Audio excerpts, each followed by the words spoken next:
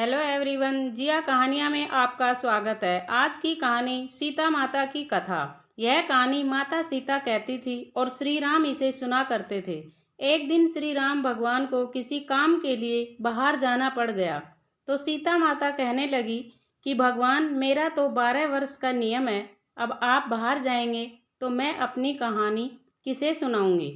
श्री राम ने कहा कि तुम कुएं की पाल पर जाकर बैठ जाना और वहाँ जो औरतें पानी भरने आएंगी उन्हें अपनी कहानी सुना देना। सीता माता कुएं की पाल पर जाकर बैठ जाती है। एक स्त्री आई, उसने रेशम की जरी की साड़ी पहन रखी थी और सोने का घड़ा ले रखा था। सीता माता उसे देखकर कहती है कि बहन, मेरा 12 वर्ष का नितनेम सुन लो। पर वह स्त्री बोली कि मैं तुम्हारा नितनेम सुनूंगी तो मुझे घर जाने में देर हो जाएगी और मेरी सास मुझसे लड़ेंगी। उसने कहानी नहीं सुनी और चली गई। उसकी रेशम जरी की साड़ी फट गई, सोने का घड़ा मिट्टी के घड़े में बदल गया। सास ने देखा तो पूछा कि यह किसका दोष अपने सिर लेकर आ गई है। बहू ने कहा कि कुएं पर एक औरत बैठी थी, उसने कहानी सुनने के लिए कहा, लेकिन मैंने सुनी नहीं, जिसका यह फल मिला। बहू की बात सुनकर अगले दिन वही साड़ी पहनकर और वही घड़ा लेकर सास कुएं की पाल पर गई। सास को वही माता सीता बैठी मिली तो माता सीता ने कहा कि बहन, मेरी कहानी सुन लीजिए। सास बोली कि एक बार छोड़ो, मैं तो 4 बार कहानी सुन लूँगी। सीता माता ने कहानी शुरू की। राम आए, लक्ष्मण आए, देश के पुजारी आए, नित नेम का नेम लाई, आओ राम बैठो राम, तपी रसोई जियो राम, माखन मिश्री खाओ राम, दूध बतासा पियो राम, सूत के पलका मोठो राम, साल दुसाला पोठो राम, साल दुसाला ओढ़ो राम।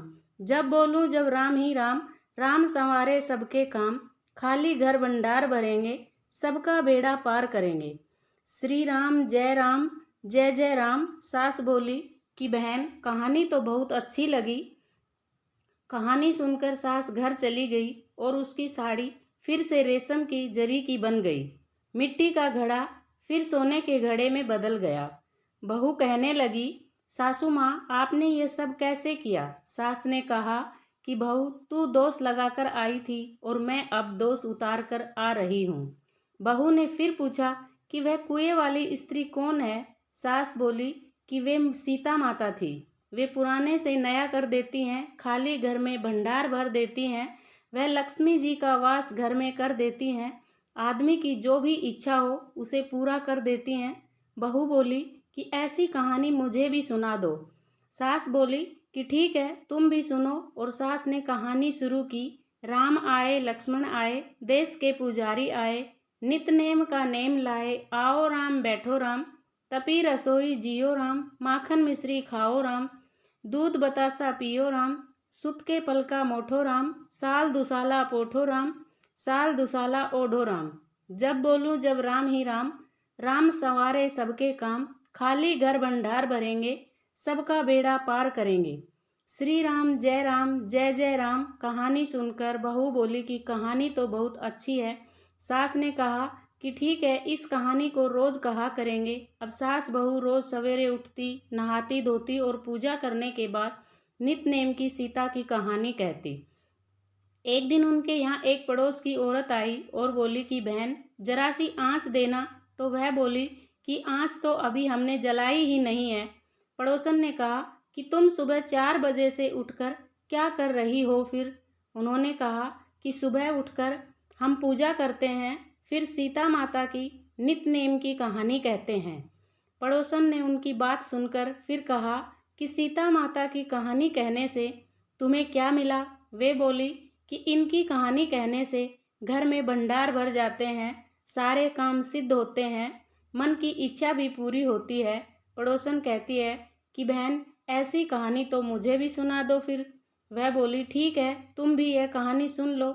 सारी कहानी सुनने के बाद पड़ोसन कहने लगी, बहन, कहानी तो मुझे बहुत अच्छी लगी। अब वह पड़ोसन भी नित नेम सीता माता की कहानी कहने लगी। कहानी कहने से सीता माता ने पड़ोसन के भी भंडार भर दिए। अब तो पूरे मोहल्ले में नित नेम की कथा चल पड़ी। हर किसी की मनोकामना पूरी होने लगी। हे सीता माता, जैसे आपने उनके भंडार भरे, वैसे ही आप हमारे भी भंडार भरना, कहानी सुनने वाले के भी और कहानी कहने वाले के भी। दोस्तों, रोज नित्यनेम से सीता माता की कहानी सुनने से घर में सुख समृद्धि आती है और सारी मनोकामना पूरी होती है।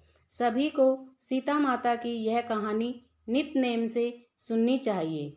दोस्तों, पूरा वीडियो देखने के लिए धन्यवाद। वीडियो अच्छा लगा तो वीडियो को लाइक एंड शेयर करें, चैनल को सब्सक्राइब जरूर करें। मिलते हैं अगले वीडियो में।